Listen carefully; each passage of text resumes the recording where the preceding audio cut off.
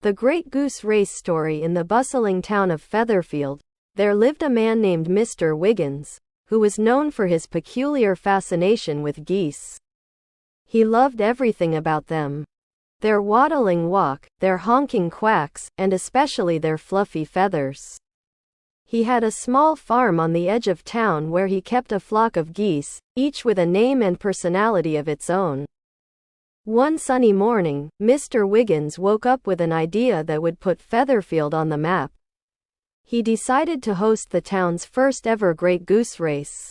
The townspeople were skeptical but curious, so they eagerly agreed to participate. Mr. Wiggins spent days preparing for the event.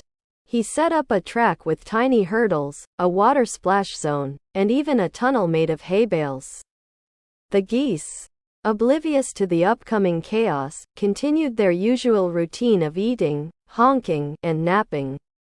The day of the race arrived, and the whole town gathered at Mr. Wiggins' farm.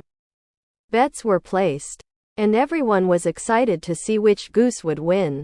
Mr. Wiggins, wearing his best racing hat, gave a speech about the importance of fun and community, and with a dramatic flourish, he blew the starting whistle. The geese, startled by the sudden noise, took off in all directions.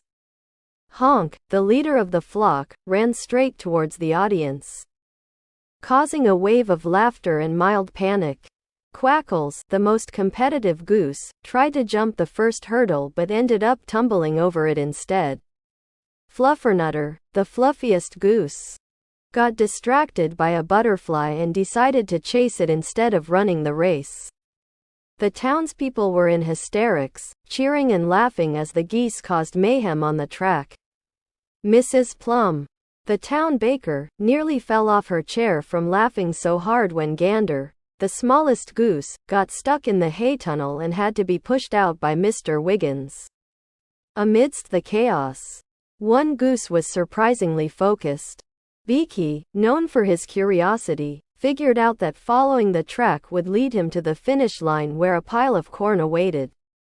With determination in his eyes, Beaky waddled through the hurdles, splashed through the water zone, and made it through the hay tunnel unscathed. Beaky crossed the finish line first. Much to the astonishment and delight of the crowd, Mr. Wiggins declared him the winner, and the townspeople cheered for the unlikely champion. Beaky, oblivious to his newfound fame, happily gobbled up his corn prize.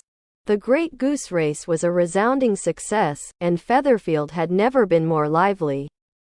The townspeople couldn't stop talking about the hilarious event, and it became an annual tradition that everyone looked forward to. As for Mr. Wiggins, he was overjoyed that his quirky idea had brought so much joy to the town.